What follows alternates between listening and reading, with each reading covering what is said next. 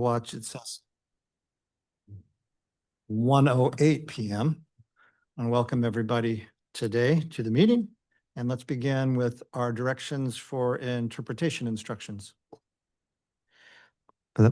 Good afternoon, everybody. My name is Ricardo Garcia, along with Gladys Ramos. We're going to be the interpreters for today's meeting.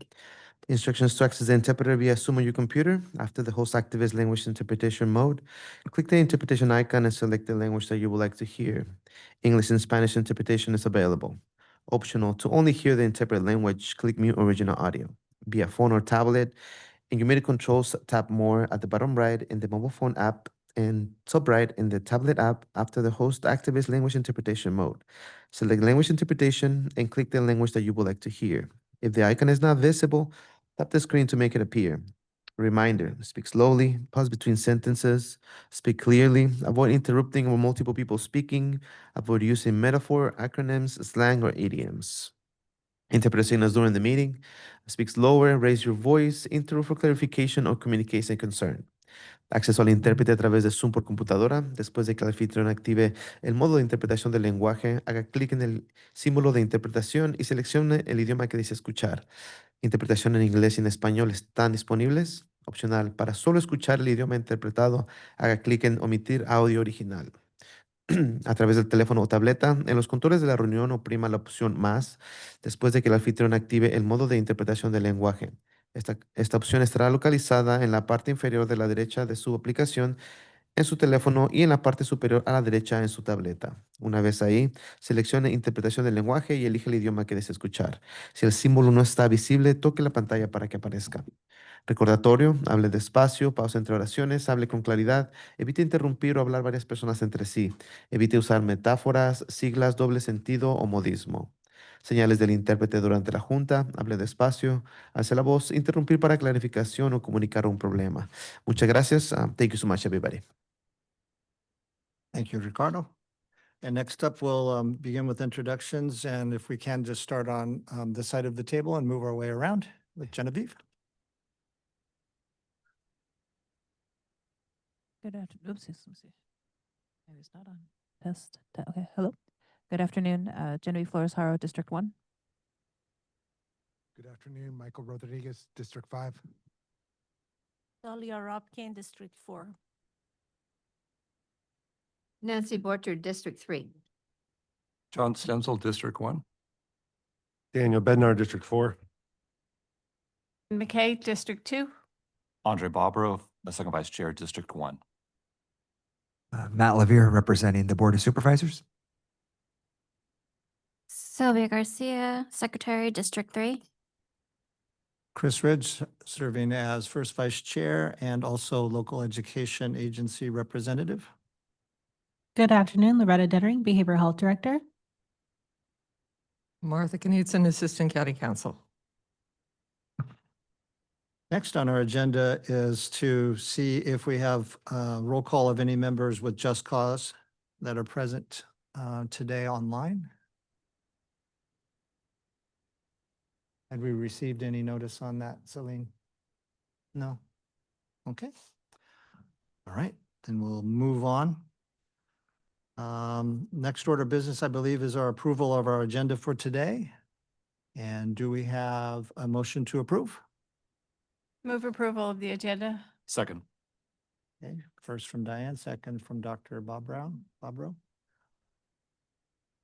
Okay, and then we'll go ahead and roll call.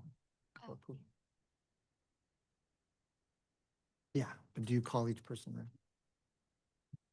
then? For approval of the agenda, Daniel Bednar, Yes. Dr. Bobro, Yes. Nancy Borchard,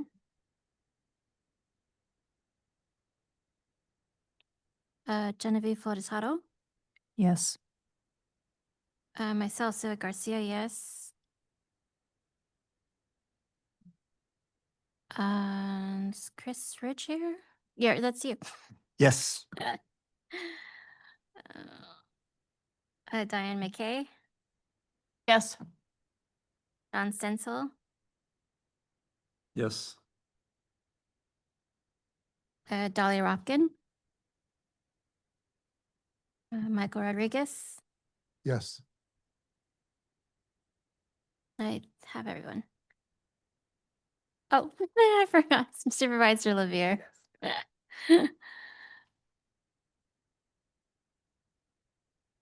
Thank you. And next on our agenda is the approval of the March 16th, 2025 minutes, which are included within today's meeting materials and which are available in English and Spanish by the door and available in advance.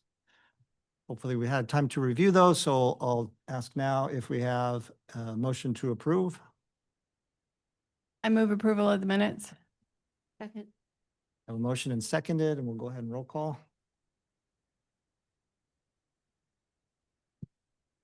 Daniel Bednar, Yes. Dr. Brabro, Yes. Nancy Borchard, Ayoade. Yes.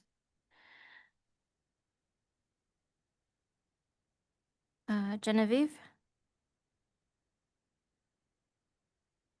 Yes. myself, yes.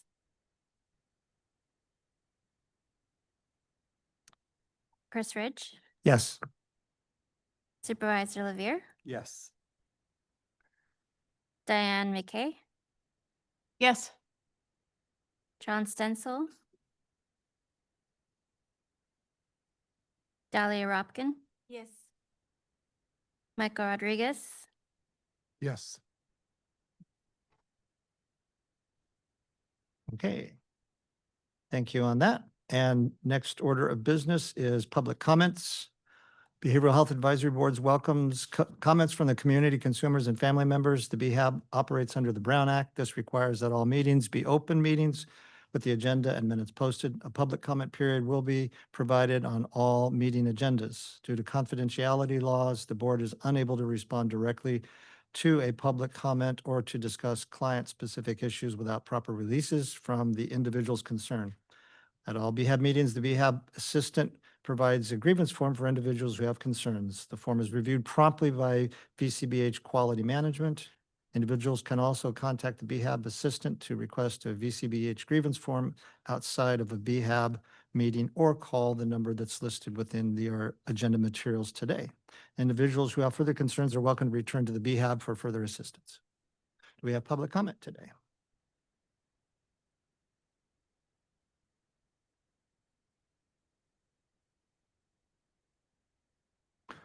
Okay, hearing none then, we'll go ahead and proceed on.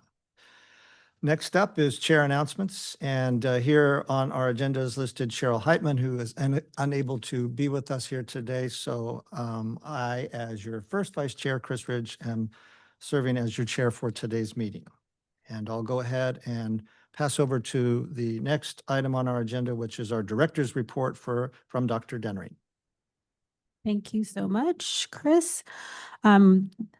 Hello, everyone. Happy spring. Want to welcome you to our first BHAB meeting in our new setup, the long-awaited setup that I've talked about for 4 years. I promise you I wasn't making it up. It actually happened. So this is still very new technology for us, so please bear with us if there are any glitches, but so far so good. We're very, very excited that this has finally happened. So just want to highlight a couple of items included in our director's report. Last month, we briefly touched on a visit that we knew we were going to have with the state related to our CARE Act program. And so we have a nice write-up here from our March 18th visit from Cal HHS, and a number of folks from the department led by our Forensics Justice and Reentry Services Chief, Dr. Shipper, and his team, along with our colleagues from Public Defender's Office, Mr. Rodriguez, and County Counsel, Marty, and other folks from county who are all involved in this project, had an opportunity to have a day-long visit with the Cal HHS secretary and her team, and a couple of members from the governor's office.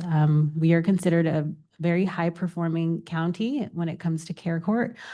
So they wanted to come and observe and talk to our judge, presiding Judge Glasgow, and meet some participants, see an actual hearing. And so it was really awesome to be able to sit with them throughout the day, take them on a tour of Todd Road Jail and the TIMU, and get to know the folks who are doing all the work. And so we're very proud of all of our care staff, especially our boots on the ground team, who are literally changing lives every single day when they show up to work. And so it's very nice, obviously, to be recognized by the state at this level. And so I want to thank all of our collaborators and our partners and Dr. Shipper and team and our county PIO and our HCA PIO and all the folks who coordinate, because it's a massive effort to take a 10-person delegation across the county for an entire day. So it was a lot of planning, a lot of logistics, and we're just very proud of that. So next, wanted to highlight, or any questions on that visit? No, okay. Next, wanted to highlight some activities happening in our outpatient clinical operations. As you all know, we have been working on a lot of integration efforts in the department over the last several years. And so we wanted to note that we have, at this point, 15 reoccurring groups that focus on co-occurring disorders and recovery. And some more information is listed there. And we're really proud of that because, you know, historically, behavioral health systems have been very siloed with mental health and substance use being treated separately. And for many, many years, we've been working towards integration long before it was a state mandate. And so we are very well prepared to be fully integrated per state mandates. And so we just wanted to highlight on the clinical level some of the work that we're doing there. Also wanted to take a moment to celebrate a member who was a part of the Ventura County Power Over Psychosis, or VC-POP program, which is our early intervention program for early psychosis. And this person is graduating after 4 years of treatment, which is fantastic. And so we're very excited that they have a goal of returning to the program as a peer specialist, hopefully. So they'll be working through that process, getting their certification, hopefully, and maybe getting hired on board by the county at some point. We have our peer support specialist position, which is county position, multiple levels based on experience and certifications. And so we're really excited to have that as a pipeline for some of our former clients who are now able to transition into the workforce. Our VC-POP program is, we talked a little bit about our at the exec BHAB last week. It's an early intervention program for early psychosis, and usually it's our age youth. And it's been very impactful for our community. And we've done a lot of work in our collaborations with state collaborations with some of the UCs. And so we're very excited to see people actually benefiting from the program and, you know, setting themselves up for long-term success. Next, we're always, you know, talking about pipeline and, you know, how we're doing in that area. And so we wanted to provide an update on our workforce, including our efforts for doctoral practicum placements for this upcoming academic year. We have 6 students accepted and 2 positions still available. And then our master's level placements will be issued in April. So even though things are shifting statewide as far as funding for workforce and what that's going to look like under BHSA, we're still very active with our local universities throughout Southern California and the Central Coast, and ensuring that we have pipeline for especially our master's and doctoral level clinicians and licensed clinicians, because those are the hardest ones to recruit. Statewide and nationally, there's a huge shortage of licensed clinicians. So we work very closely with our local universities for practicum and placement, and hope to retain our folks who live and work in Ventura County and our neighboring counties to stay here instead of going elsewhere. So a lot of efforts there. And then last, there had been some questions about infrastructure, because I know we have some newer members of the board, and they may or may not have been here when we provided a larger infrastructure update last year. So I asked the team to put a pretty comprehensive overview of just all of the infrastructure activities that we have going on. So you can read through the packet that has each project broken down. But just a summary is that Ventura County Behavioral Health has been awarded just over $100 million in funding from DHCS through the Behavioral Health Continuum Infrastructure Program. That's a combination of the Prop 1 funding and from the original BCHIP in round 6. So 3 separate projects to expand behavioral health treatment and care. And if you have any questions about any of the projects, you can reach out to myself or staff. That's it. Any questions?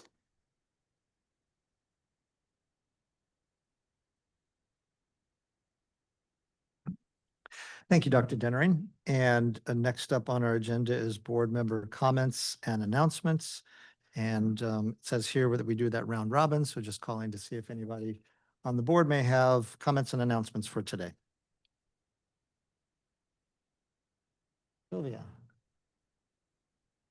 I attended the BHAB council training. Is that what it's called?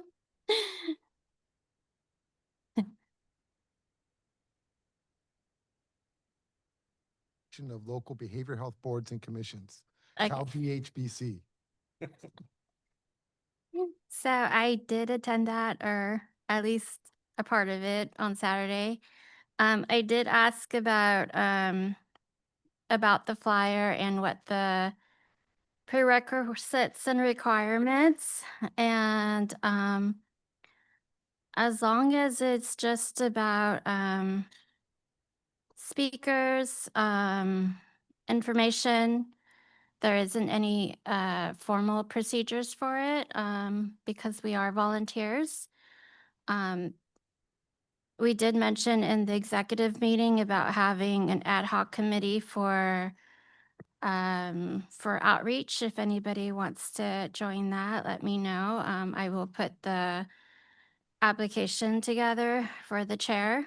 But as far as just doing a general flyer to send to our board of supervisors, just letting them, so that they can send it out to their constituents, just letting them know what which public speakers we're going to be having in the future. There isn't any, according in the training, there isn't any formal procedure for that, because we are volunteers. I know Michael and Chris were on that if they want to say anything about that. So I did find that information out.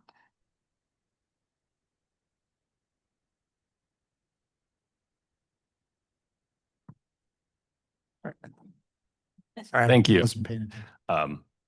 I just want to bring to the BHAB in general, a bit of medical news that I just happened to come in from my doorstep, but I thought was really relevant to what we do here and really relevant to, obviously to the VC POP program, which is wonderful to see successful. But there's a Canadian article that looked at 12 million births over 1960 to 2009 in one of the provinces in Ontario. And they compared the incidence of schizophrenia, schizoaffective disorder compared to different cohorts, younger versus older. And they found that the increase in the incidence of thought disorders, depending on which cohort, where you compared to which cohort, increased anywhere from 37 to 70%. So that's obviously eye-popping and relevant to what we do here, but also speaks to what we need to be doing going forward for prevention at all different levels. And if anybody wants the link, I can send them the link. I just wanted to say 2 weeks ago, we opened the domestic violence shelter behind the Family Justice Center, so that there is now shelter there at the center for those that come in having been a victim or a child and a victim of domestic violence, sexual abuse, assault, abuse, elder abuse, all of the things that the Justice Center serves. So hopefully, when the other centers open, they'll have an opportunity for that as well, but one is up and running already. Thank you, Michael. A couple things. First, I had a question is, so what were the, you said there was different, between 37 and 70% amongst the different cohorts. So what accounted, whether it's a correlation or causation, what accounted for these differences? So just gleaning the article and not taking a deep dive, I can't tell you much more except that in the conclusions, it's thought that the introduction of liberalization of the use of cannabis and also other stimulants and psychogenics, not psychogenics, psilocybin and such, has led to that increased trigger in certain susceptible people. And again, it's just those numbers depended on which birth cohort you're comparing, which two you're comparing. But in general, there was a significant rise. And just to put it in, again, I'm sorry I'm taking your time, but in perspective, the incidence worldwide of new diagnosis of cancer is about similar to that of thought disorders, about 0.5 per thousand. And so that's a pretty significant number. I mean, to have that jump, if that's true and it's not due to methodological differences or problems with the study, then that's obviously a significant look into what we're going to be treating in the future. And sorry, I might have missed this when you first said, where's the study at? Province of Ontario. Okay, in like a medical, just Yeah, search yeah. that, just search it. Yeah, I guess I need the link. Yeah, okay, thanks. And then the other thing is, I did attend the California Association Local Behavioral Health Boards and Commissions meeting Friday and Saturday. I'm vice president, and I also have a new, it's like best practices for new members binder if anyone wishes, or perhaps we can scan it and send it out. However, the chair or first vice chair wishes to proceed with that part. Thank you, Michael. It would be great to have it scanned, to have it electronically. I mean, I have 2 or 3 books already. And so, it's hard to know what to throw away, what to keep. But if we had the new one, had it scanned, then that would be great. And I'm happy to scan it. I have a scanner if you want to give it to me. And I'm not looking to dump more work on the department, but it just certainly would love to have it electronically. We can support on that. It's okay. It's not too thick. Other board comments?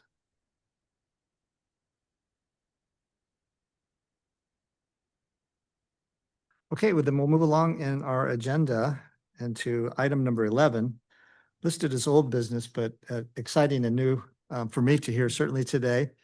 I'm going to get to hear a presentation from Courtney Lubell, Behavioral Health and Mental Health Services Act Manager, in regards to the community planning process related to MHSA and BHSA, and long awaited. We're excited to hear this presentation, and after that, opening a 30-day comment window as required statutorily. So welcome, Courtney Lubell. Thank you, Chris, and good afternoon, everybody. So again, my name is Courtney Lubell, and I'm the Mental Health Services Act for about a month and a half manager, and then I'll become the Behavioral Health Services Act manager after that. And it's nice to be here again. We're coming through our cycle, right? We've been here a few bit of times.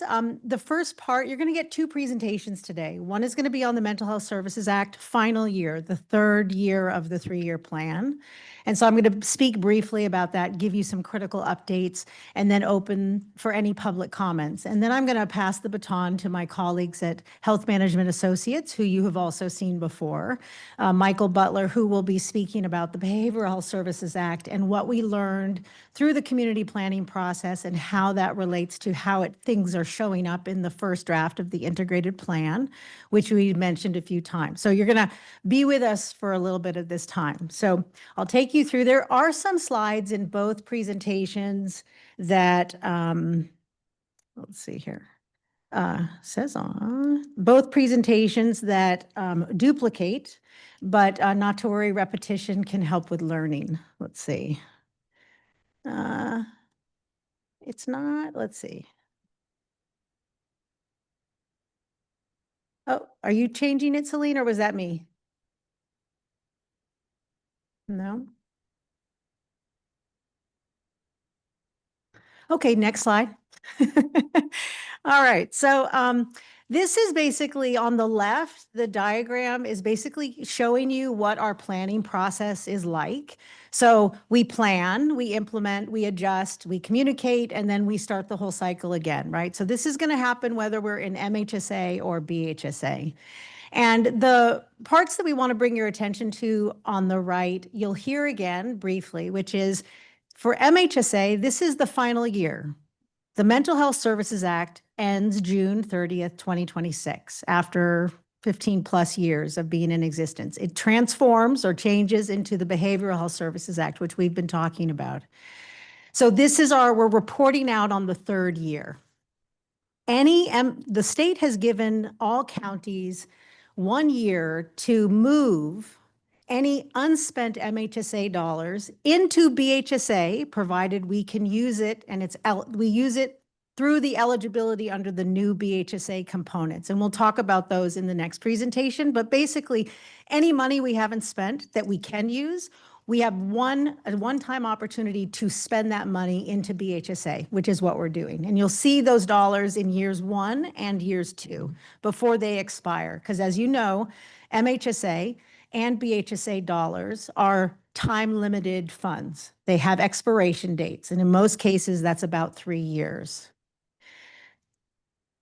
However, when we move those unspent MHSA dollars, we have to then, if we put it into, let's say, housing, the housing bucket, which is a new category, we then have to spend those additional dollars according to the sub-allocation. So if you recall, housing has a sub-allocation of 50% of those housing funds must be put towards the chronically homeless.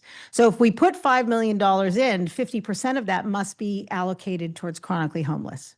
So we can put it anywhere in the system, but then it must follow the sub-allocation rules, okay? We show that in our IP budget. I'm going to use the acronym IP for integrated plan, so going forward. And our community planning process, like in MHSA and BHSA, is required every 3 years. However, under BHSA, we don't actually have to do annual community planning unless we want to. And in this case, we are planning on doing another cycle of community planning for the first year of BHSA in the fall, winter of this year. Next slide. So similar to BHSA, so you'll see the slide again, we're going through this local planning process. So right now, we are at the 30-day posting period for this planning cycle.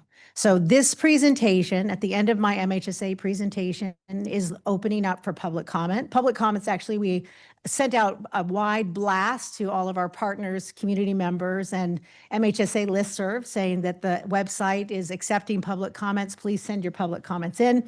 If you have a public comment and you would like to submit it via email, you can send it to mhsa@venturacounty.gov. And also there are individuals here who can also make a public comment, and we'll make note of your public comment. This will be open for 30 days. So when we meet back again on May 18th, that will be our public hearing. Well, we will close the 30 days after any other public comments that may come in, and then that will conclude the 30-day public posting comment period. And then we'll take our MHSA final year plan and our BHSA integrated plan to the Board of Supervisors for approval to then submit to the Department of Healthcare Services by June 30th, 2026. Next slide. Okay, so some things to know about the final year. One of the biggest challenges, which we've mentioned here before, as you know, MHSA has been a volatile funding source. It's a millionaire's tax. Sometimes there are more millions, sometimes there are less, so the money's going up and down. Can't fiscally forecast in the way you would with a traditional funding source. In fact, about 2 years ago, in the middle of this 3-year plan, we received an additional one-time allocation funding of $30 million, which makes spending a fund that's typically on average about $65 million, a harder, steeper climb to do because you now suddenly have to plan for an additional $30 million. Some of what we're calling the unspent MHSA dollars are part of those monies that are not yet expired that are going to be rolling over. There actually are now 4 projects that are not yet reported on, but are planning, and 3 of which are planning to be launched under BHSA. So because of eligibility rules, we're able to move 3 of those projects that we had planned for under MHSA into BHSA, right? Which is a good thing for us.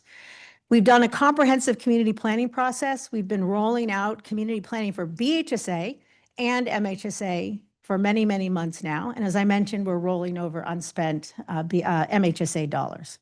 Next slide. So this is probably what matters the most, right? When they say, where's the beef? This is the beef. So in the final year for MHSA, these are just some examples. When we did the planning process back in 2022 to launch the 3-year MHSA plan, Out of that, community health needs assessment, followed by a more specific behavioral health needs assessment back in 2022. If you look on the far left, those 5 categories are sort of the theming buckets that came out of the feedback when we surveyed and worked with the community. So housing, expansion of services and treatment types, access, outreach and education, and alternatives to VCBH. Further following that line down, if you take those as the buckets, the areas of focus are in the lighter colored tabs. And so some examples reporting back to you of how the MHSA dollars have been spent in those key community areas where people said, we need this, we see this need, we want to see how you're going to put those MHSA dollars to our community needs. So for example, under housing, we have taken over the Vagabond lease, and that's now a setting for interim housing. That's a perfect example of creating an interim housing environment for clients and utilizing MHSA funds. We've also focused, again, I'm not going to read all of those, you have it here and on the printout, or for example, we've significantly increased our housing staff to focus specifically on both MHSA-related full-service partnership housing needs and what we're growing into under BHSA, although that part is more separate under BHSA. Under expansion of services and treatments, we've been upgrading clinic waiting rooms and offices so that our clients are feeling received more in a more welcoming environment. There's been an increase in office upgrades. We've saved a few board and cares. We've been moving some of the vehicles into a hybrid vehicle. So we have so we're dealing with energy efficiency and making sure the fleet lasts longer so that we can transport clients and get from clinics from place to place, right? Those are some examples. Under access, we have a whole new patient navigator pilot, which is really helping to get people to the right care and services that they need. Our new crisis stabilization unit is set to launch in East County, as we've discussed. Some of the MHSA dollars will be going towards that, right? So again, trying to give people more access to the types of services that they need in areas that don't have it. Outreach and engagement, outreach and education, bringing on additional providers who can get out into the community to get knowledge of who VCBH is and what's available in the continuum of care. And of course, we've also had a number of smaller providers, early intervention and treatment services who we brought in over the last 2 years to focus on specific areas within our community where underserved clients' needs are, and they can be more niche within that local area. So those are some examples of how the MHSA final year plan dollars have been spent. Next slide. Again, I won't read this, and you'll see this slide again under BHSA, but the biggest things that I want to bring to your attention are actually under the right column under BHSA. So the biggest changes are really the name. One of the upsides of Behavioral Health Services Act is it's now expanded to include substance use services. So as Dr. Dennering was mentioning, all of these efforts around co-occurring work is tied to preparing for the integration under BHSA, the prioritization of the populations, and of course, bringing in housing. And then as everybody will see with the draft integrated plan, you'll see the integrated plan budget is now all funding, right? So it's not just reporting out on Mental Health Services Act funding, it's BHSA and all other funding sources for the department. Next slide. We're almost done with the MHSA. So again, you've seen variations of this before, but I just want to mention, oh, look, our little cat monitor thing is right here. Okay, so just want to bring to just some things to note, and we've talked about this. So full service partnerships has actually remained under BHSA, same purple color. Housing is the newest bucket under BHSA, and again, if you think about it, and we've talked about it, that where housing comes out of, it's going to come out of what we've currently calling community services and supports, right? So blue to blue. And so you can see that's where there is some of the more dynamic changes are taking place. And then early intervention remains, but is divided differently. And again, these are the sub-allocations, right? Early intervention, 51% must be for early intervention age under 25. So this is some big changes in the categories for funding, right? Next slide. So Feedback was given by March 20th. We're now opening the public comment window. And so we're in the public comment window. And I think the next slide is the surveys, which came to a close at the town hall. So we can end that. And I will now open it up for any public comments about Mental Health Services Act. If you have a comment about the Behavioral Health Services Act, and you can bring up the Behavioral Services Act presentation, Celine. So I'm opening it up to see if there are any public comments about MHSA. Otherwise, we will move to our presentation on BHSA. And I would step out of the way if you're here in person. Anybody? Okay, so just a reminder then to close out MHSA. The public comment form is available on the MHSA, on our VCBH website. If you go to the Mental Health Services Act under About Us, you can go there and submit a comment, or you can email us at mhsa@venturacounty.gov. And please do send in your send in your public comment. We then work to integrate it between now and the end, near the middle of May. So with that in mind, I'm going to now turn it over to our colleagues at Health Management Associates, who we've been working with closely on the community planning process. And this presentation, as you can see, this is what we were utilizing in our community town halls in the spring. And one of the biggest focus areas under this presentation is also showing you towards the end of the presentation about examples of how the community feedback is showing up in our first integrated plan. And that's really important. So when you go to our website and download our 160 plus page integrated plan, you're going to be able to look for some of the things that you're interested in and be able to give us feedback on that. So without further ado, I'm going to turn it over to my colleague, Michael Butler from Health Management Associates. Thank you.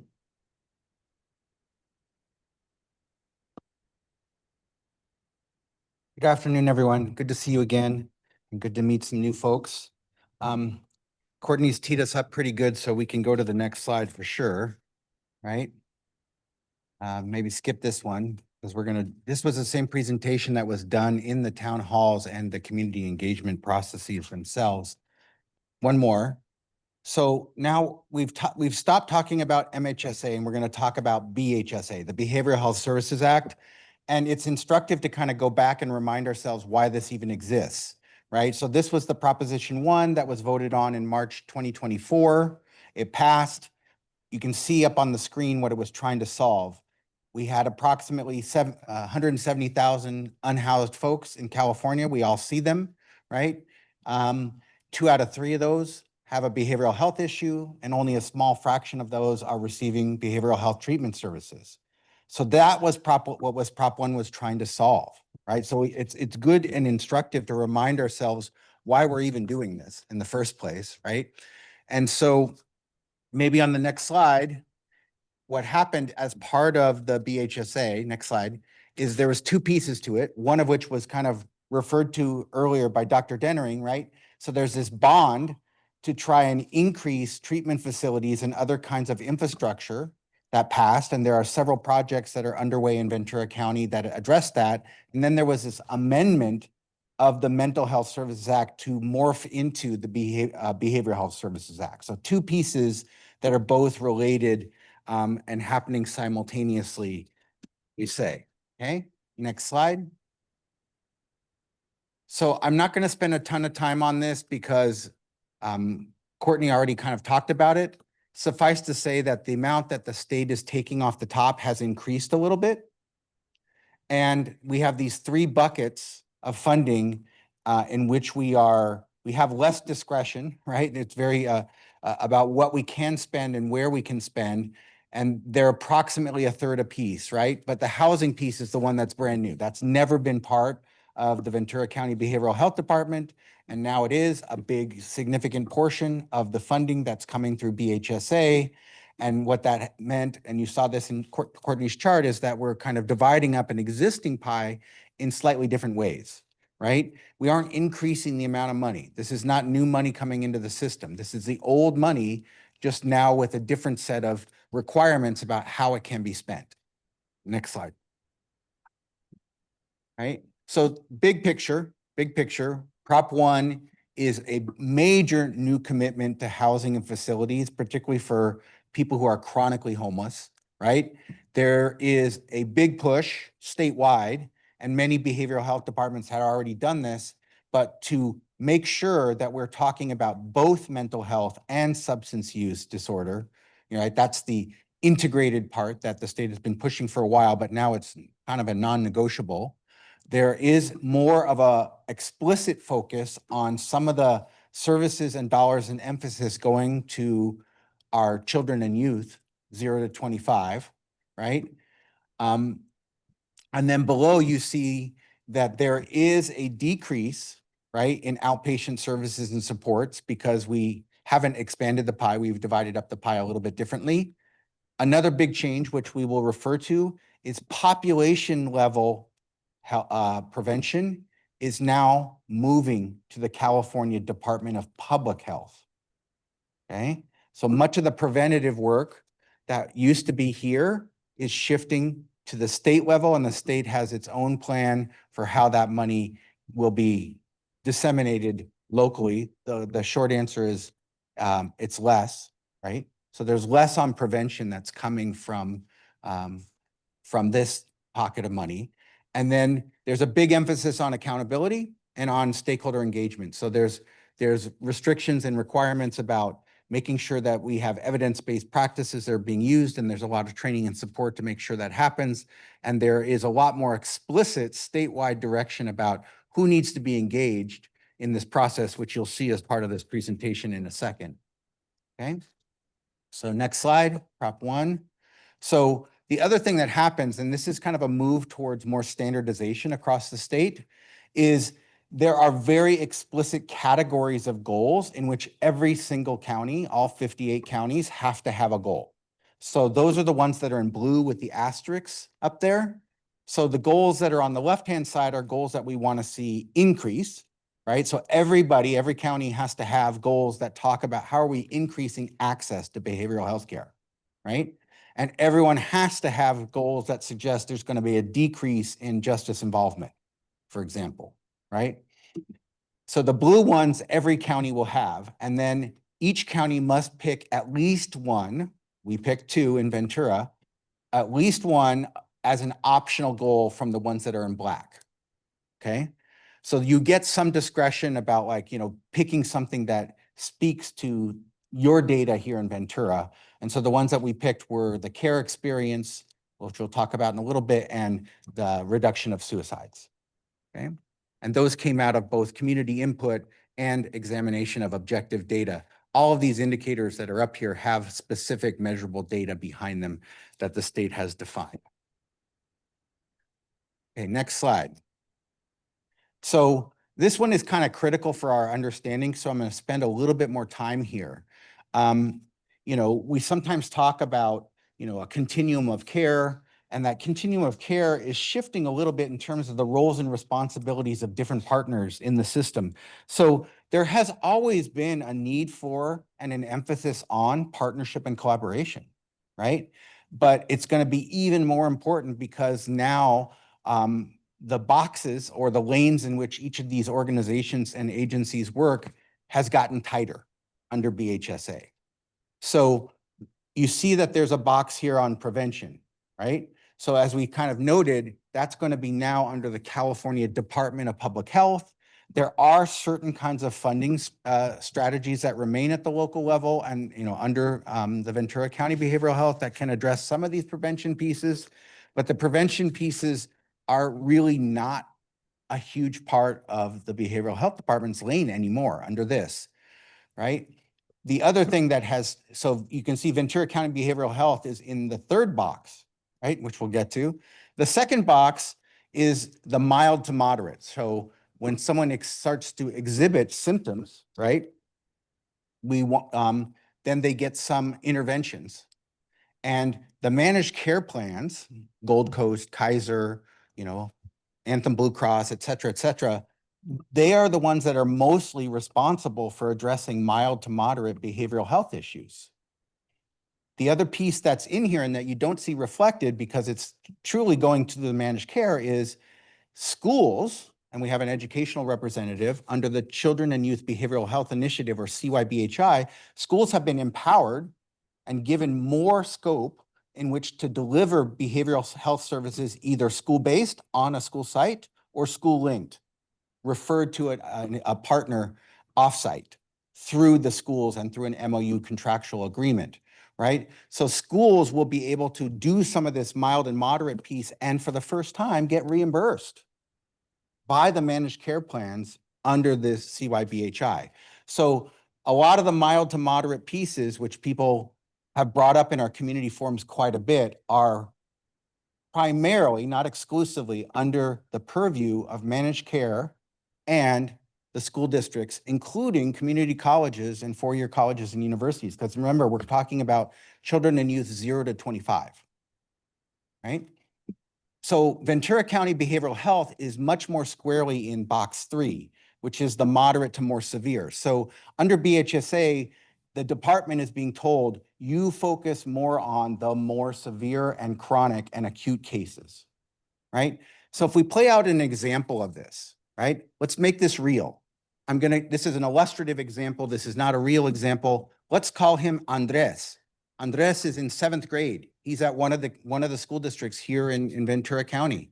And he's at a school that has been doing social emotional learning and proactive kind of preventative work to destigmatize behavioral health and talk to parents and explain what kinds of services are available. And because of that, one of Andres's teachers notices that he may have an issue.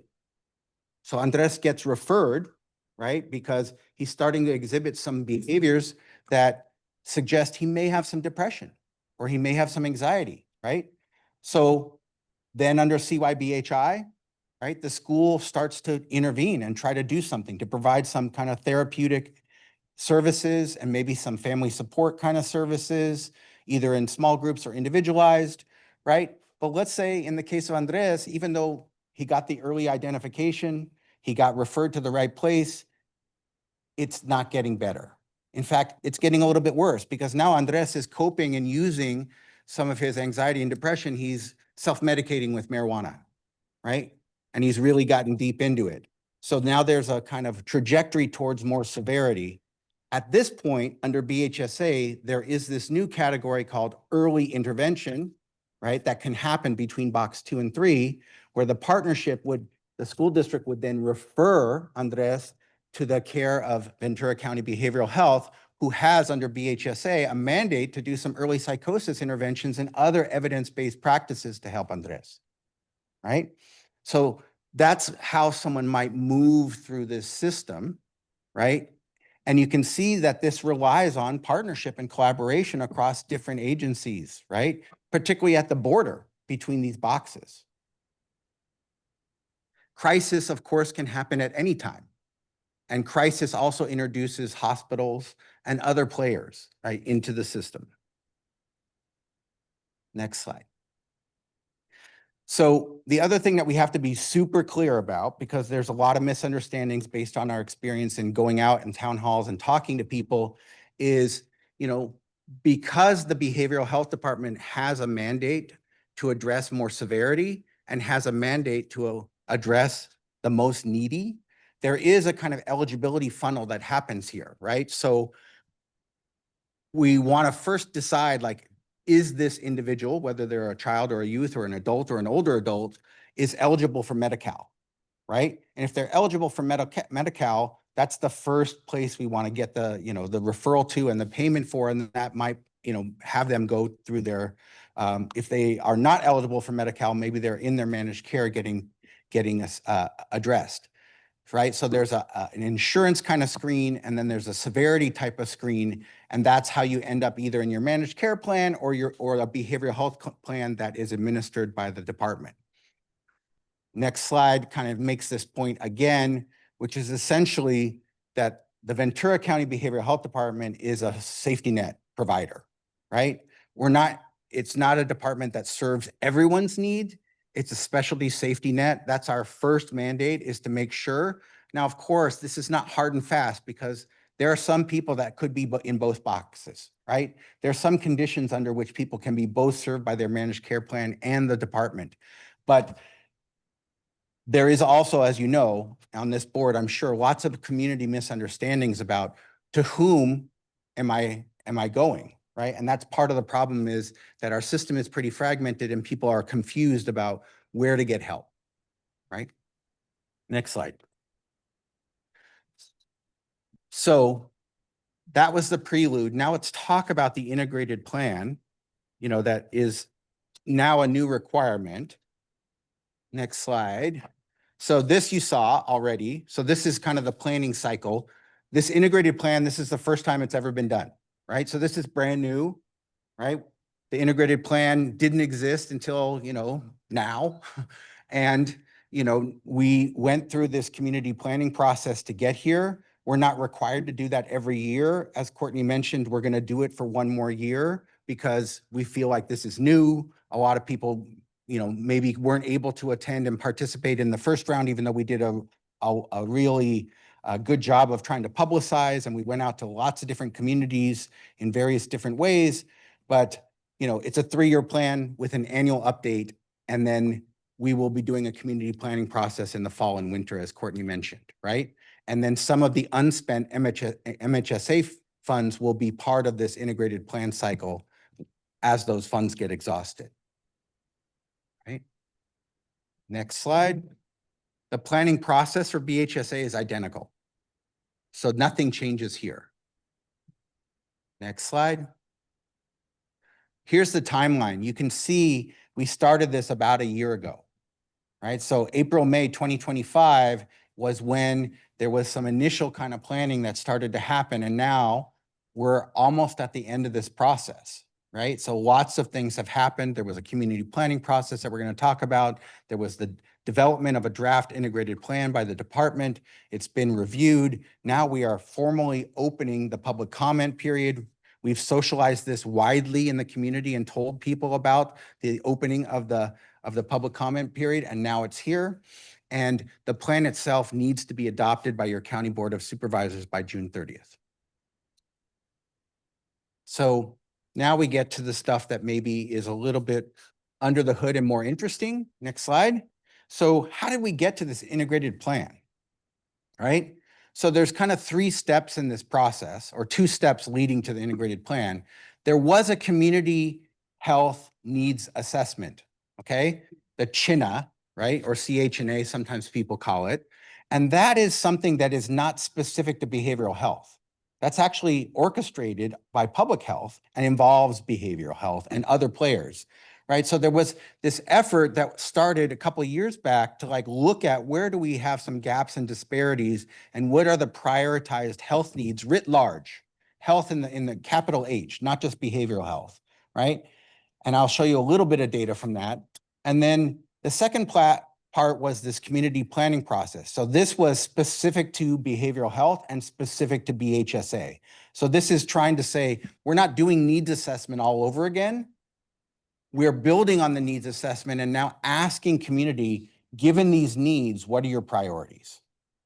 Given the constraints of what we have to work with, and these, the funding constraints and the legal constraints and the need that does exist, where do you want us to prioritize? What would make a real palpable difference and convince you that we're on the right track?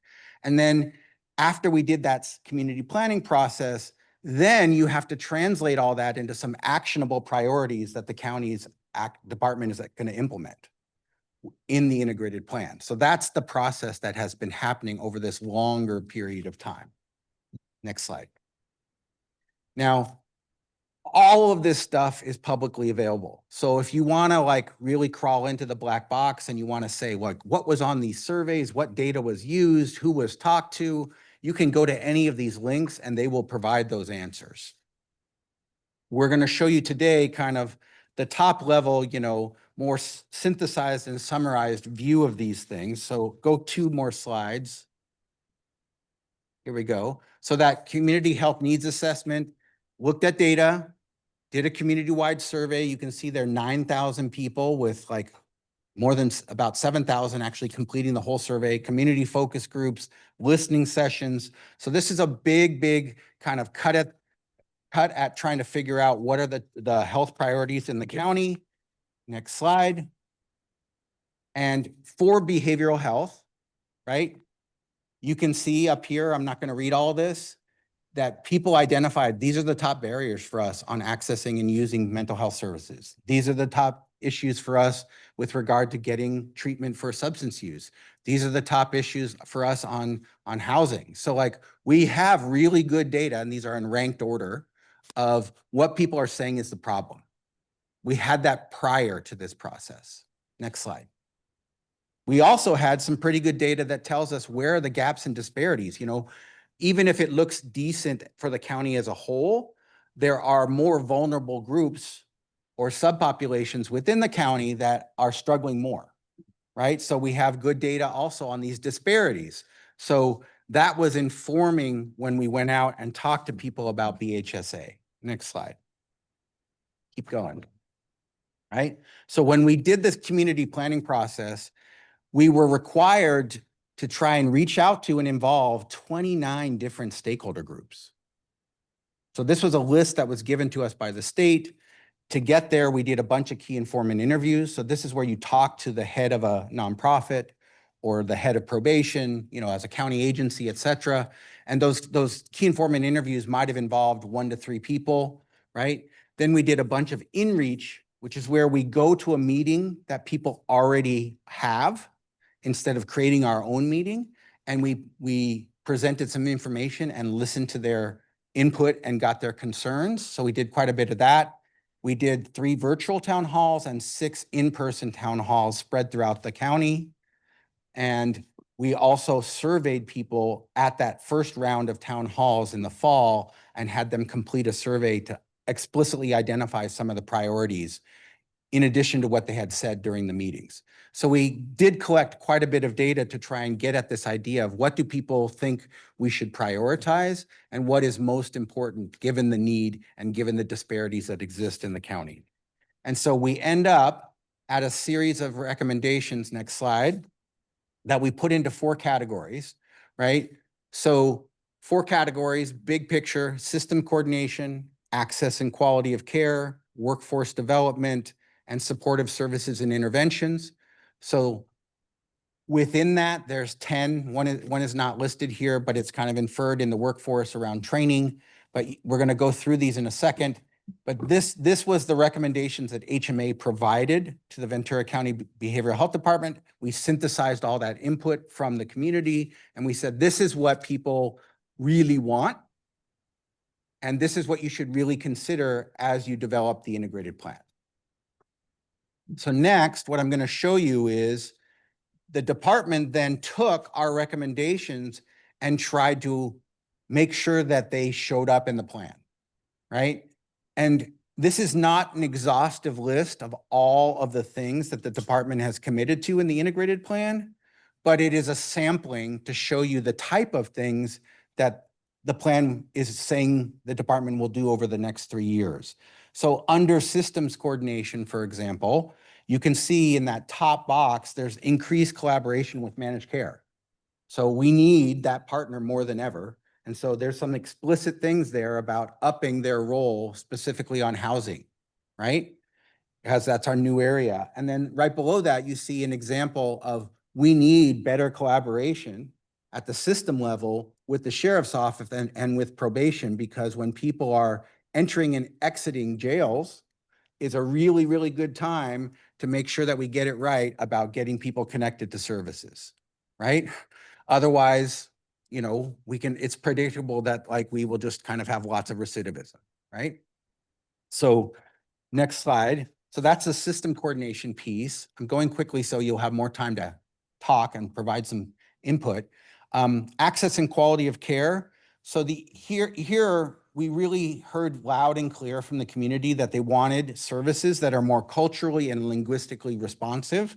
And the department has stepped up to the plate there. So the full service partnership program is growing to include transition age youth. Those are youth that are exiting the foster care system, as well as some early intervention programs for veterans and for seniors, right? So like we heard that specialized populations need more attention and need more responsiveness. And then kind of aligned to that, below it, you see additional trainings for staff on how to serve those populations, right? So we need to make sure that the staff have the information and tools and resources in order to provide services to these and address the gaps and disparities that exist. Next slide is the workforce one. Dr. Dennering was referring to this earlier. So here, Ventura, like lots of other counties, has really struggled with recruiting and retaining a behavioral health workforce. So we have an example, expansion of internships for bilingual and bicultural students and people with lived experience so that we can have a workforce that from the get-go is more responsive. And then also, I want to draw attention to the fact that there's a commitment in there to expand the number of peers and peer programs across all levels of the system, right? So peers as part of the treatment and part of the care plans is a big deal to kind of augment the clinical workforce and extend that work and make sure that we're doing the best we can possibly can by the residents of Ventura County. And then the last slide to show you examples is kind of a wider thing here on supportive services and interventions. So we heard from the community that families want to be more true partners, and they want to be part of the decision-making along the way for their loved ones who are receiving behavioral health services in the department. So there's an effort to kind of make sure that we are getting family resources and education in such a way, usually through community-based organizations, that we can really make those families feel that their concerns have been addressed. We will be continuing to partner with public health around suicide prevention. We feel like that's not something that's going to be just like, okay, it's all yours now. We want to do that in conjunction with them. There has been extensive work to work with the community-based organizations that were under MHSA and help them transition to this new system and adapt their services and their menu of what they do so that it can be, so they can continue to be funded and continue to be partners with us in the community. So there's been a lot of work here and some ongoing stuff as well. And then I did mention earlier on the next slide that the two goals that were optional that were selected, one was improving the care experience, which we're talking about in terms of cultural and linguistic responsiveness, and as well as, you know, continuing to focus on pushing down suicides for children and youth, as well as for adults and older adults. So when we went out to the community, we kind of walked people through these things and we asked them on the next slide, you know, kind of, all right, you saw these big four categories and you saw some of what we were talking about here, you know, what's missing, you know, what other input do you have? Are there other things based on your experience that you would like to see in the plan? So these are the types of questions that we tried to get, and we got a lot of good stuff. We got a lot of good input from a lot of really thoughtful people, both providers and ordinary county residents. So now we're in that public comment period, and we're hoping, and we certainly really prime the pump with community to say, it's going to be up. We do want your input in writing. This is super important for us to have it in writing because it's going to get submitted to the state. And so that's the next step that's happening. And Courtney alluded to this, but I want to stop talking now and let this group maybe provide some public input and comment on what has been presented so far, right? And of course, you all are certainly within your rights to do the, you know, submit a public comment on the website as well.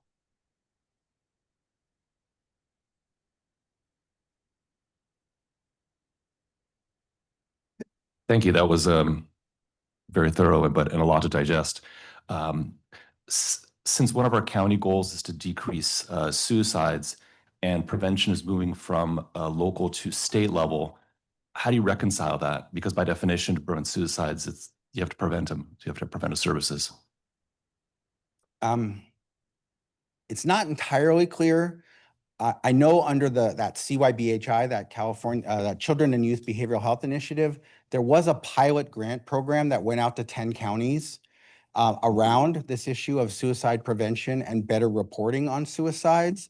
And a lot of that was partnerships between behavioral health, public health, and county offices of education. So I feel like there's a lot of future there on that kind of collaboration of like, you know, exchanging data, having rapid response data on suicide attempts. And then, you know, in those grant programs, what they talked a lot about was prevention as well as postvention, right? What happens after, you know, and how do you reintegrate someone back in at a school, for example, if once a suicide attempt has taken place?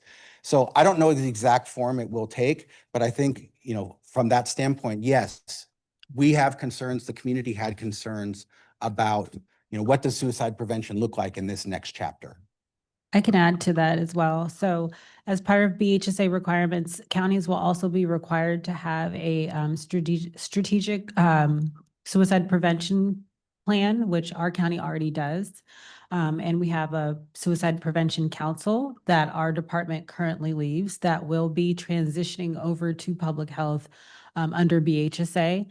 And we will be co-leading in this first year and partnering with throughout, but it will officially move to our local public health department.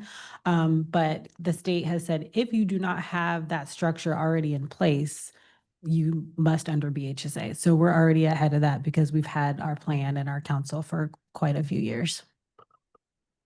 How that will interface with the state's work, though, to Michael's point, we don't know. We're still waiting. Diane?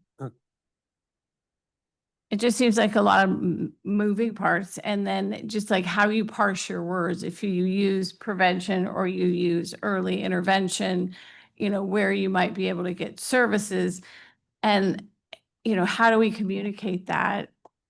Do we as BHAB members, or, you know, how is that going to get communicated out that just even what words you use is going to matter? And I mean, I think it's great if the schools and this, you know, public health, and because Ventura has its own public health department and all that, it could work great, you know, if there's A, enough funding, and B, people understand it.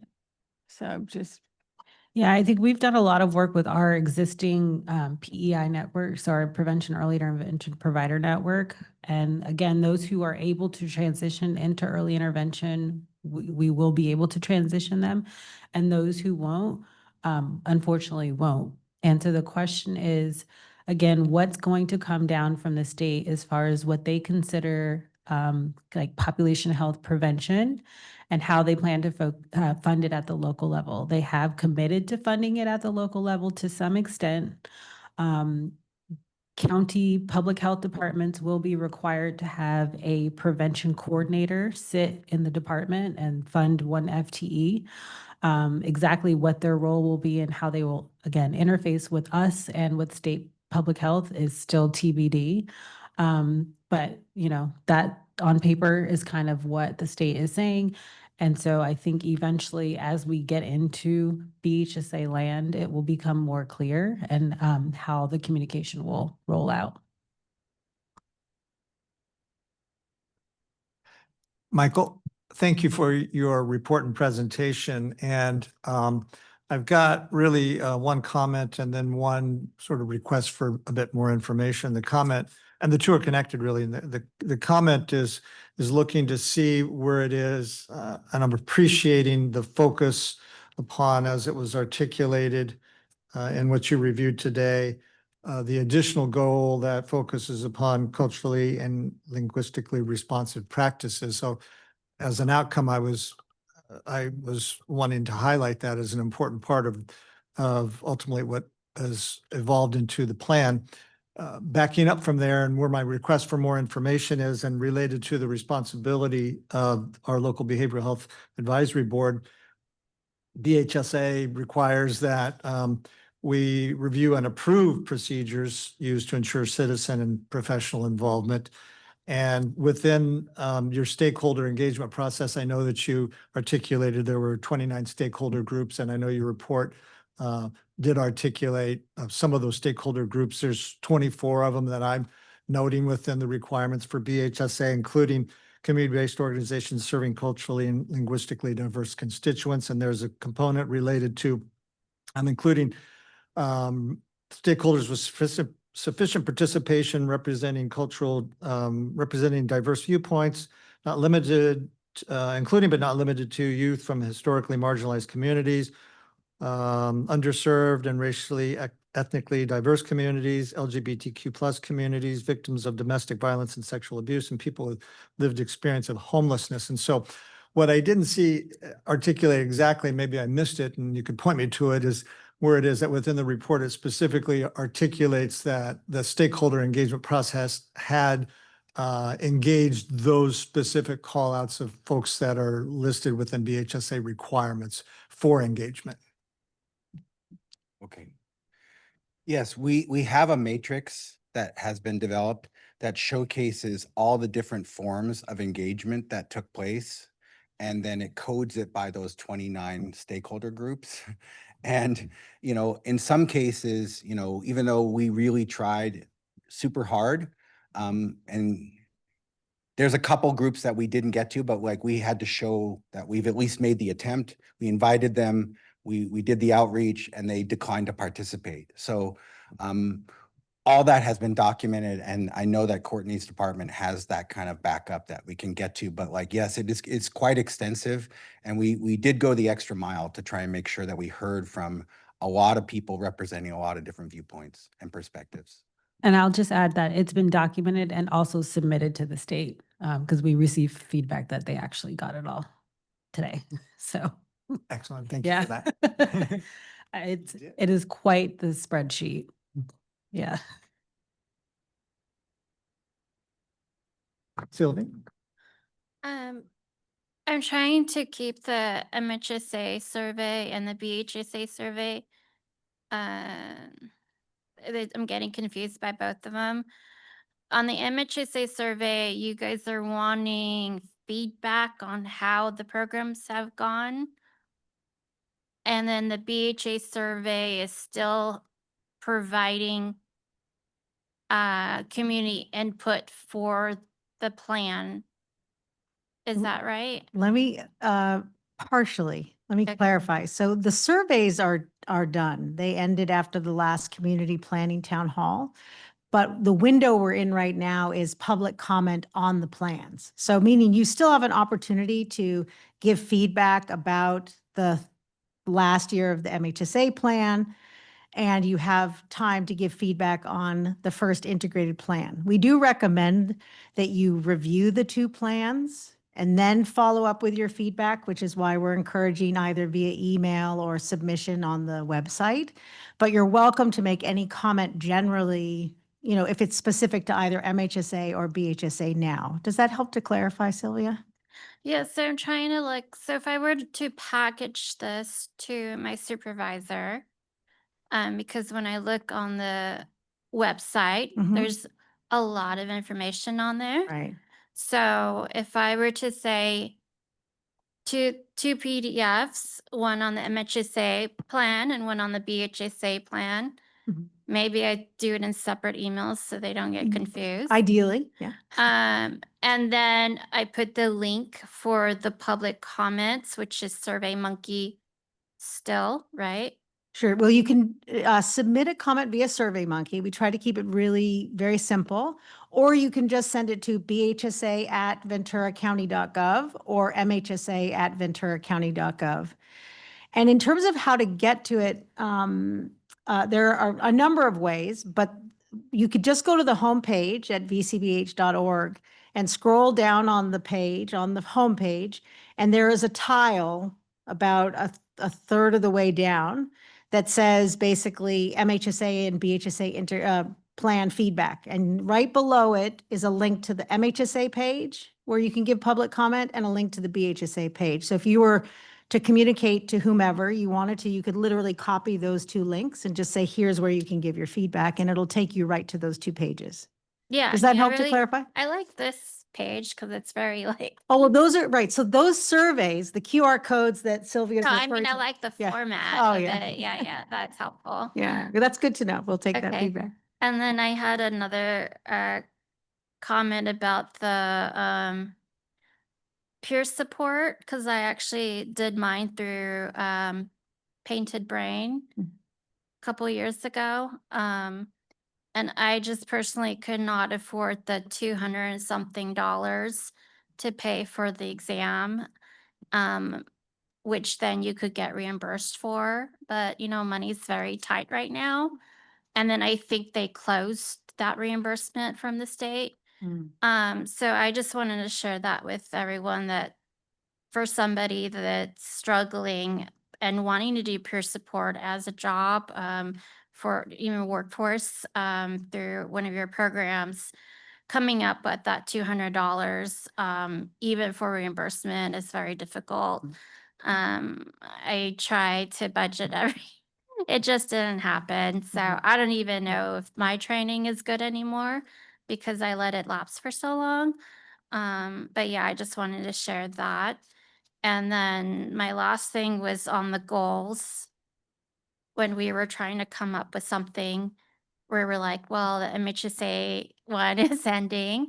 So with this one page you have here on your,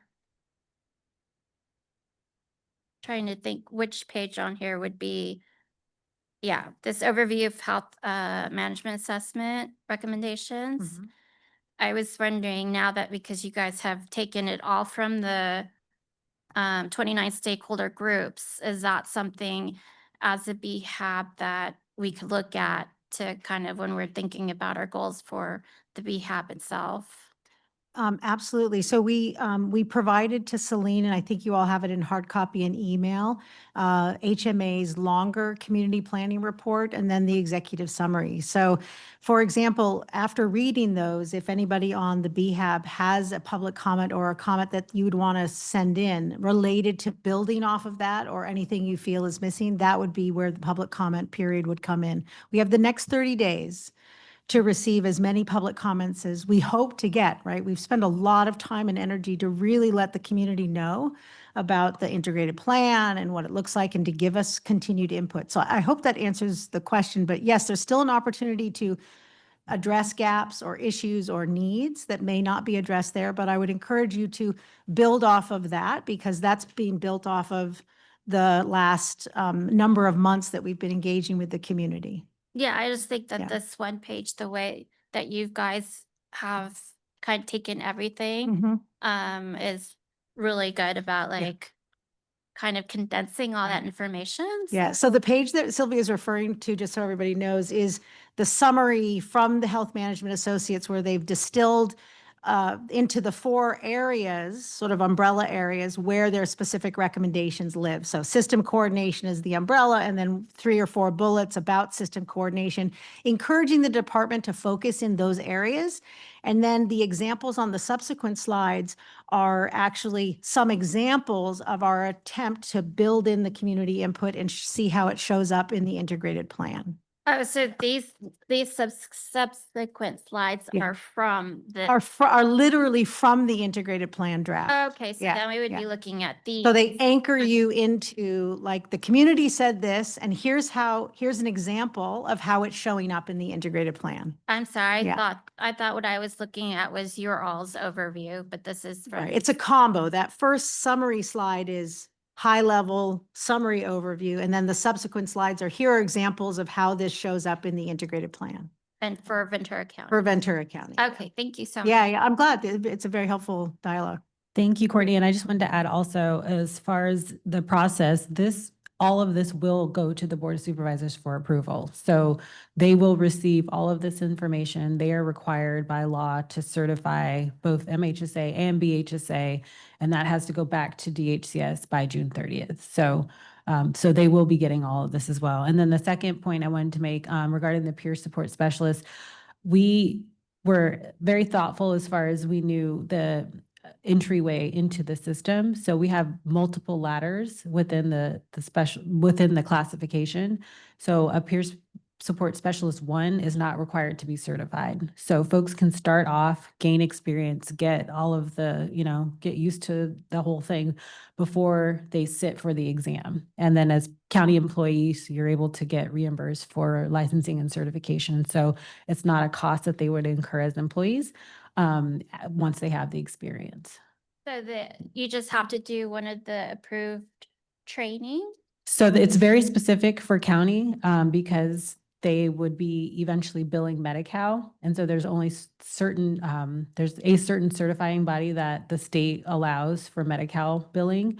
So they would go through that process as an employee of the county and then would be able to move up the ladder of the series as far as the position from like a 1 to a 2 to a 3.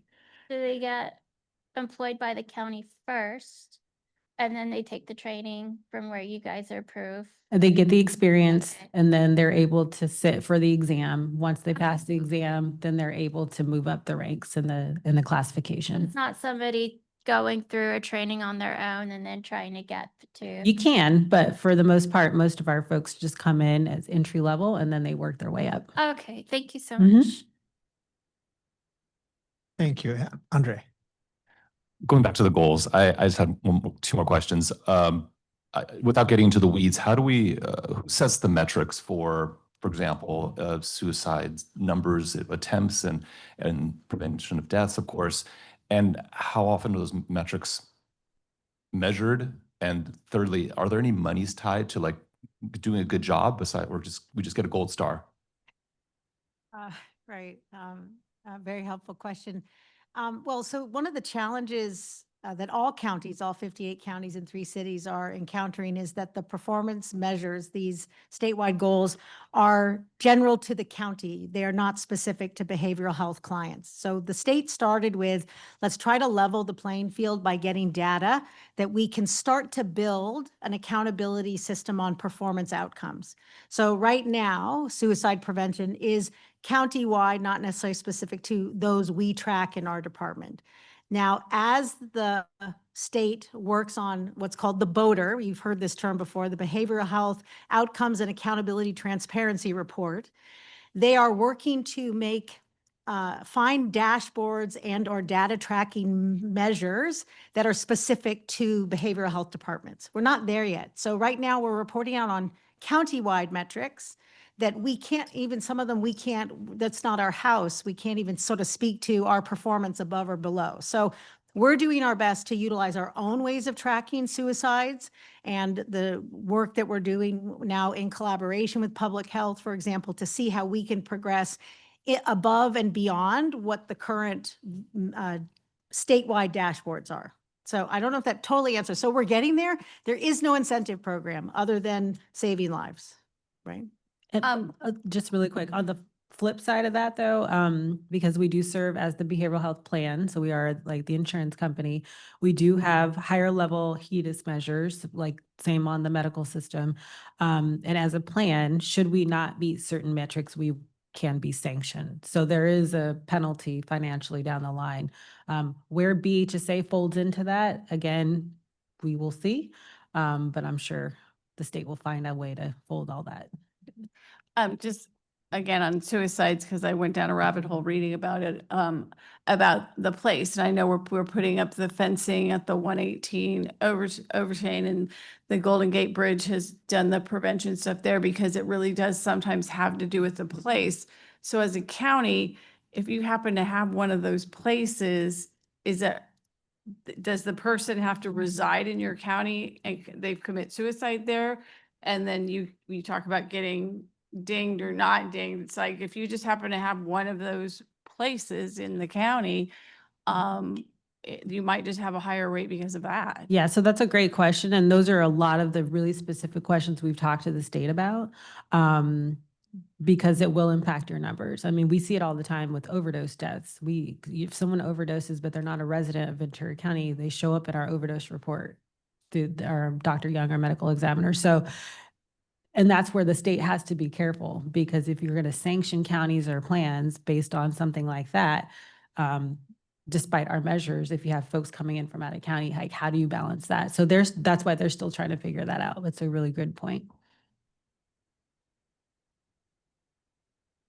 Genevieve?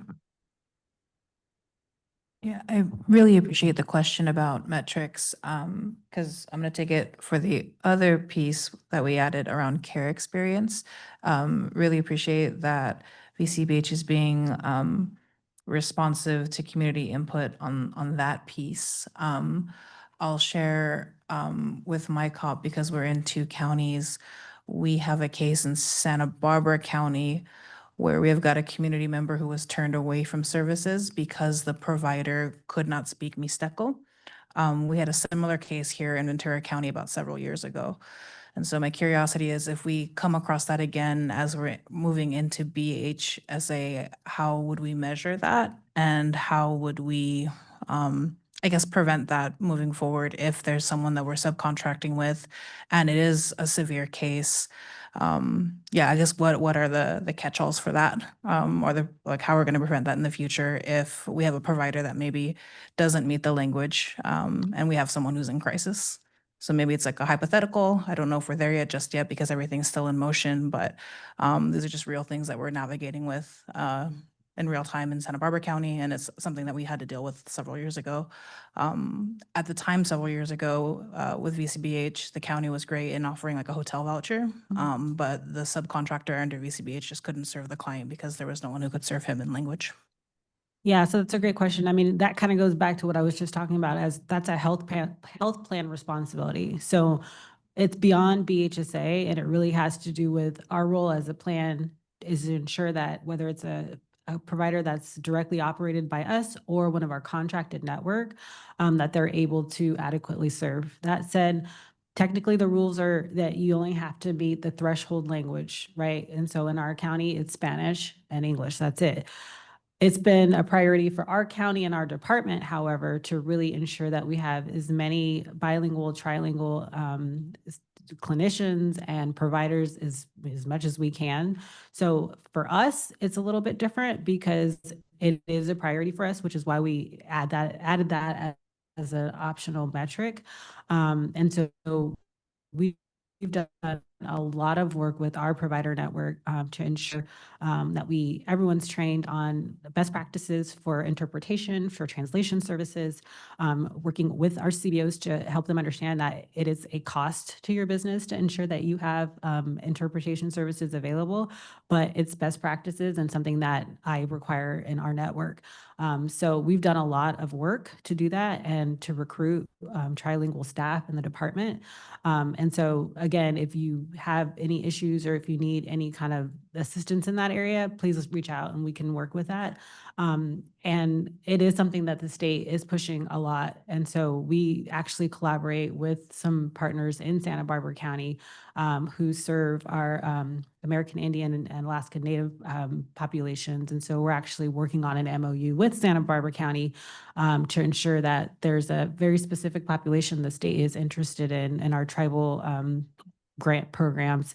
And we're just ensuring that if there are some beneficiaries that may cross lines back and forth between Santa Barbara and Ventura counties, that there is no disruption in service. So we're working on just an agreement that makes everyone clear that this department is supportive of any of our beneficiaries who may seek services from a specialty provider in Santa Barbara and vice versa. Appreciate that, Dr. Dennering, and also appreciate slide number 9, because that just really shows how everyone's going to have to pitch in to really provide this continuum of care. So thank you. Thank you. And I saw a hand from Michael. Yes, so And how does that work Dolly. if, say, there's an LA County resident who's receiving Medi-Cal there, and then they're over here, they either move here or they're arrested here? And how can we ensure that there's a continuum of care, that there's not a disruption of services? Great question. So that happens all the time, especially folks who live in East County where they may straddle the line between providers.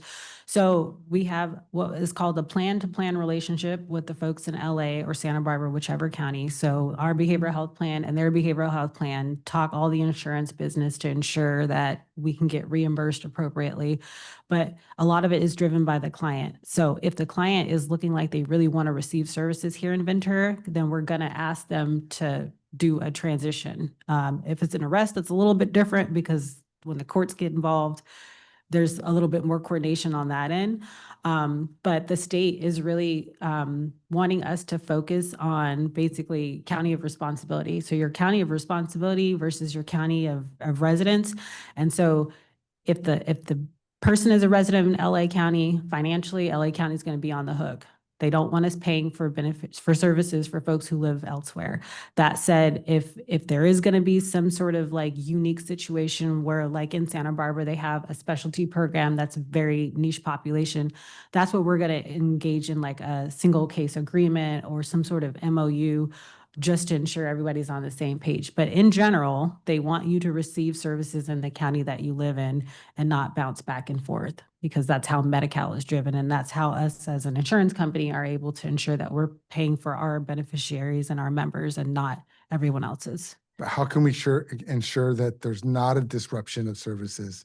Because people do bounce back and forth, or people move between counties, and then 30, 60 days waiting for whether Yeah. it's domicile to be established or whatnot. But meanwhile, someone goes without services. So it shouldn't happen if our case managers are aware. If our case managers are aware that someone wants to continue services, and as long as they meet medical necessity and they are Medi-Cal beneficiaries, regardless of where they technically live at the moment, we should be able to ensure without interruption. Now, if the client is not forthcoming with that and they don't say anything, and then things escalate to a crisis situation and then somebody responds, that's a different case. But if someone, moves, because it happens all the time where we have beneficiaries move from LA to here, but their Medi-Cal hasn't been converted and it's still, LA County and HSA here are still working to do that, we can still provide services and we can bill retro to when their, Medi-Cal becomes official to Ventura County.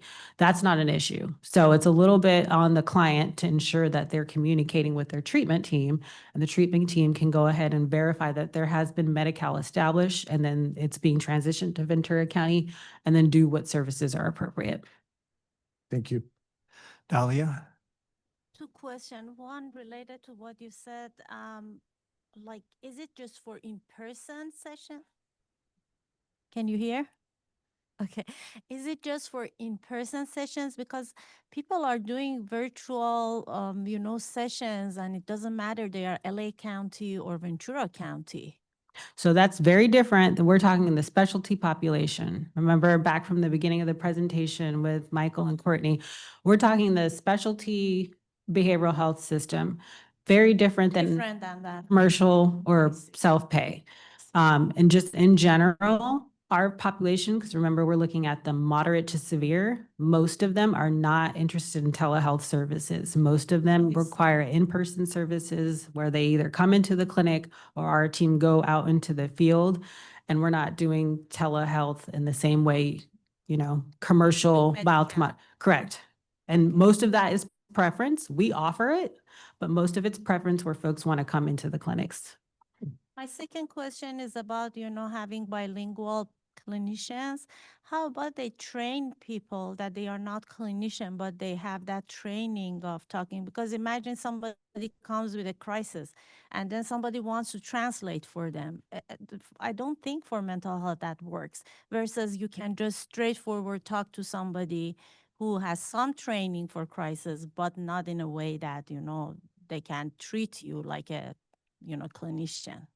Yeah, so there's a difference between someone who's providing services, bilingual staff, so clinical staff who can speak both English and Spanish, or English, Spanish, and Mixteco, and then there's interpretation. So in general, best practices are, especially for crisis response, is to have bilingual staff. It doesn't really work to do interpretation in a crisis situation. So that's typically not typical. And so that's, I guess that answers the question. And like our crisis response team, they're going to be where we have bilingual staff. We're not necessarily going to have interpretation unless something happens where, a language that no one speaks and it's hard, then we will call in for interpretation services. Mm-hmm.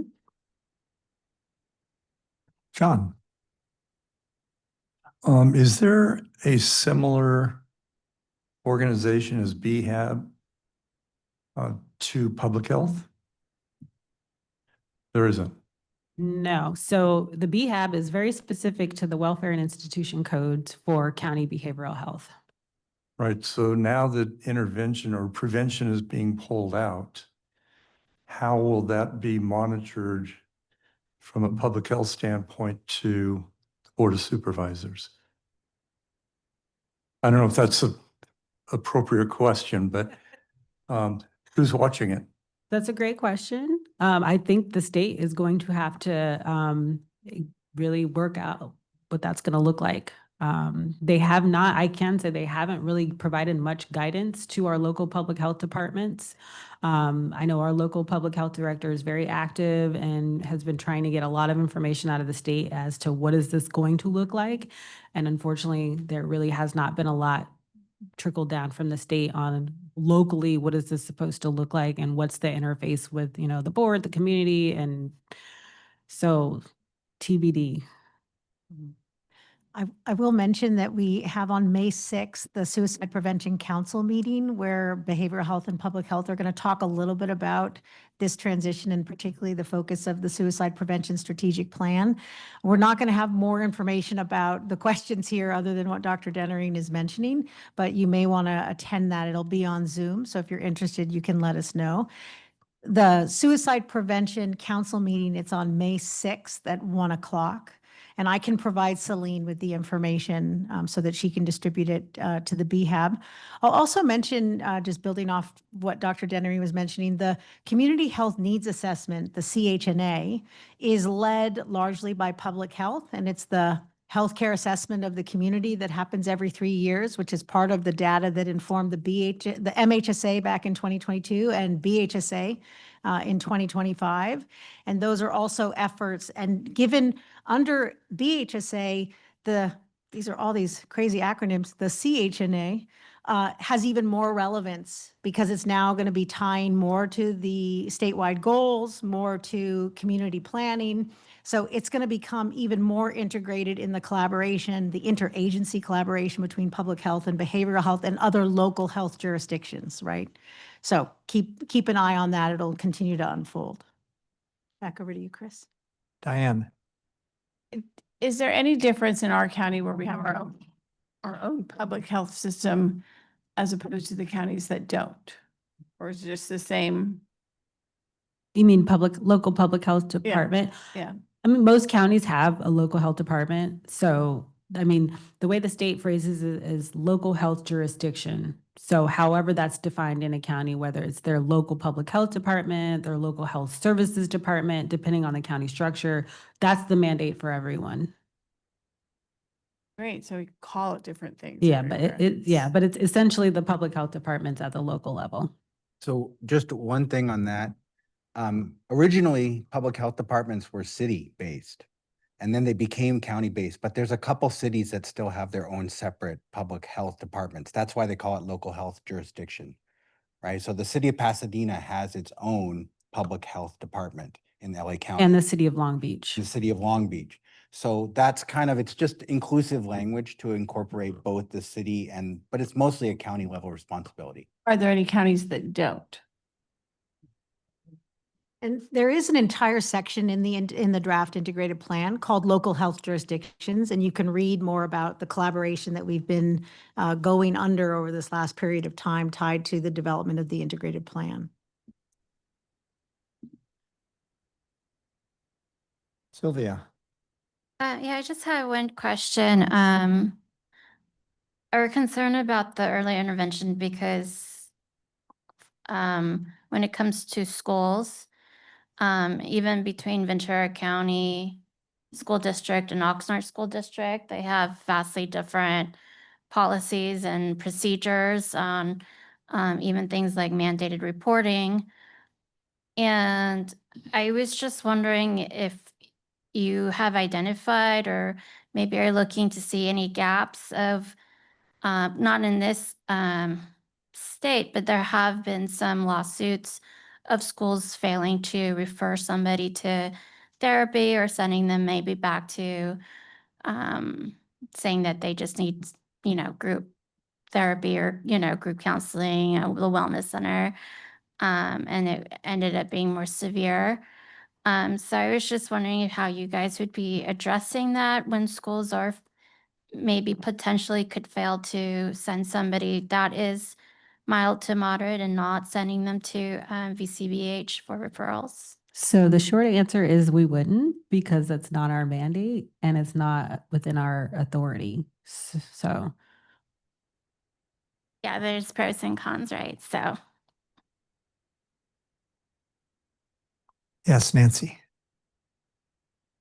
Regarding the same thing with the school system, one of the things I heard is that the schools will be delivering the services at school or offsite rather than having children come on site to here, where they're not going to be under behavioral health at all, unless they were having some severe things. So, Now, yeah, Just so, wondering, where was that? yeah. Who's doing the work and? So who we'll hires them? clarify, we'll Okay. clarify. So the mild to moderate, which is the responsibility of the managed care plans on our county Gold Coast, they have the mandate to coordinate with VCOE and the schools to provide those services either on site through the CYBHI program and Medi-Cal, or to refer into some other network like Carelon or commercial insurance, whatever. If someone meets the criteria for moderate to severe, they would come to us, we would go to them, and it'd be handoff to us. Historically, most kids have ended up in our delivery system, whether they should have been or not. That's why the slide is talking about county behavioral health is not everything for everyone, because historically, because some of the networks have been inadequate, everyone's been sent here. Under BHSA, under CalAIM, the state is saying no more. Counties, you focus on the moderate to severe Medi-Cal population. Everyone else, you need to take care of your network. Well, you can see where there'll be some people falling through the cracks almost, that some people who actually need care but don't have insurance and don't qualify for Medi-Cal. So the uninsured is our responsibility as the safety net. So whether you're uninsured or Medi-Cal, then, and you meet criteria as far as severity, then you would come to VCBH. If you have commercial insurance, so like your own private Kaiser or something like that, or you are mild to moderate, then you would be served in that delivery system. And so the state is saying, they're coming down and sanctioning, the managed care plans, the commercial plans, everyone for having inadequate network and sending everyone to county behavioral health. And then unfortunately that creates a backlog for us where we have Medi-Cal eligible folks who meet criteria who we don't have space for because we're serving all of these other people who should be in a different delivery system. That is what all of this is seeking to clean up. Another question about, this kind of goes across the board with mental health as well as substance abuse. Sometimes people need to go, for instance, and there's a place in Tarzana that's in a different county that some of our people have been traditionally referred to in terms of alcohol and drug treatment. And I wonder, so does that just work still, or is this a different?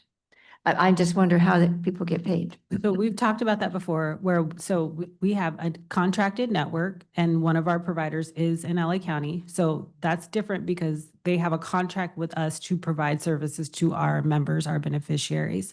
We also have a lot more in-county residential now. So we have providers for men and women in county in Ojai, Oxnard, Ventura. So we have a lot more in-county services, but we still have our out-of-county provider as well. We have network adequacy requirements to meet as far as being able to serve enough beneficiaries. So while we may not use them as much as we did in the past because we have more in-county resources, we still keep them as a provider. We still send people there as appropriate because they do some specialty services that maybe some of our in-county providers can't, or client preference, because again, our clients are supposed to have some choice. So patient choice, just like when you and I go to the doctor, we want a second opinion, if we want a referral. So having a more diverse network helps with that. But so we've retained some of our out-of-county providers. We have a provider in LA that does monolingual Spanish treatment at a residential level. We don't have providers here that do that in county. So we want to have that as an option for folks as well.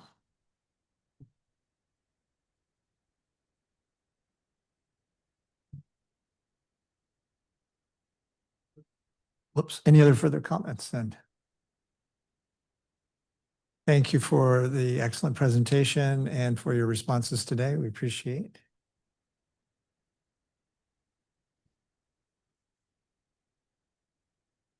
Okay, Courtney, just really quick for the record, do you want to clarify again that we're opening the window for the 30-day public comment period? Thank you, Dr. Dennering. So this officially opens the window for your 30-day public comment on both the Mental Health Services Act final year plan. Separate, you can send public comment to mhsa@venturacounty.gov and go, or you can go to our VCBH website and go to the Mental Health Services Act page and submit a comment that way. And you can also go to our BHSA page, our community planning and public comment page, and submit a survey via SurveyMonkey there, or send an email to bhsa@venturacounty.gov. We will come back again on May 18th to close the public comment after there are any other subsequent comments, and that'll be the end of our public hearing. Thank you very much for your time. Oh. Just in case someone asks, will you accept voice memos via email? If Sure, someone- of okay. course, yeah. Any way that you want to convey your public comment about either plan is more than welcome, and we look forward to hearing from you. Thank you very much.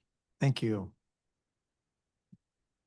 Next on our agenda is Site Visit Prevention Ad Hoc Committee with John Stencil. This is pretty boring compared to all this. No, so just real quick update. We had a scheduled site visit to Nate's place today. And for various reasons, nobody was able to attend except for myself. So I asked a lot of questions. I'm not blaming anybody. So their handout or their answers to our form and questions came in the form of a PowerPoint presentation and some other documents. So I've already asked them to send that to me electronically. Then we'll get it sent out to everybody, so we don't have to sit here and try to write down all that and everything. It's an amazing organization. I've known about them for a long time, and the site visit was extremely informative. They've really grown a lot. So we have 2 more site visits. We have Pacific High School. Thank you, Chris. That's coming up on May 18th at 11 o'clock again. And that's right before this meeting. And then we have Todd Road on Monday, June 15th, right before this meeting. So as we did, Selena, thank you very much. We're sending this out to invite anybody else who is not on the committee. If they want to attend, please give me a call and I can get them coordinated and have them attend one of the next meetings. So that's kind of it at this point, but I'll ask a question, which I asked about 3 months ago with prevention moving to public health. So the Site Visit Prevention Ad Hoc Committee will sunset June 30 because we won't be doing prevention site visits anymore. That's a question, not a statement. Is that an accurate statement? I believe it is, yes. Well, that's what I was going to suggest. I wrote some notes down. The alternative is to turn it into a site visit early intervention ad hoc committee, and we could, continue to meet with other providers and so forth. And that's what kind of spurred my question about the public health advisory board. Is there one? Will they be doing something similar that we've been doing? But so we can talk more about it, but it might be appropriate to change this committee to the early intervention ad hoc committee. So that's just up for, yes. I know that when you mentioned it, there was talk about maybe going into early intervention, but I actually thought that it was a good progression because some of, like Nate's Place and Casa Pacifica are a little bit easier and accessible. And so for starting out, I think that was like the right call. And even probably going to early intervention and then going, something to that's probably more lockdown I think it's a good trajectory. So I just wanted to tell you that.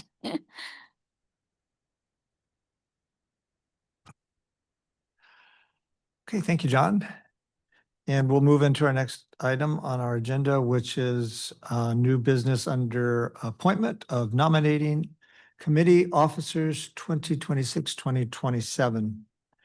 And I can report back to you that Cheryl Heitman our chairs communicated to me that there is a nominating committee established that consists of Nancy Borchard as chair, and also members with Matt Levere, Michael Rodriguez, and also Diane McKay. And then if there's anyone else that's interested in serving upon this committee for selection of officers next year, to please go ahead and let Cheryl know about that, or you can let us know at any time. And we'll make sure to include you within that particular work. And with that being said, I think we're going to move into the next item on our agenda, which says contracts. Looking to see, I think there's one contract that was included within our meeting materials for today. That was an interesting contract to review.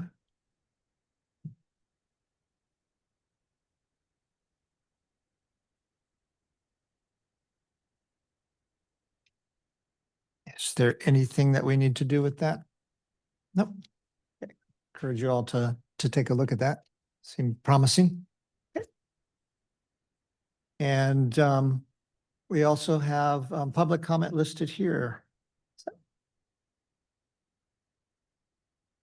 That's been attached to the agenda. Okay. Okay. Thank you very much, Celine. Okay.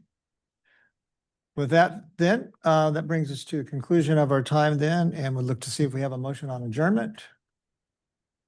Think we have to take? We can just adjourn? I don't have a gavel. Just adjourn. Okay. Okay. All right. All right. Let's adjourn then. Thank you for being here today.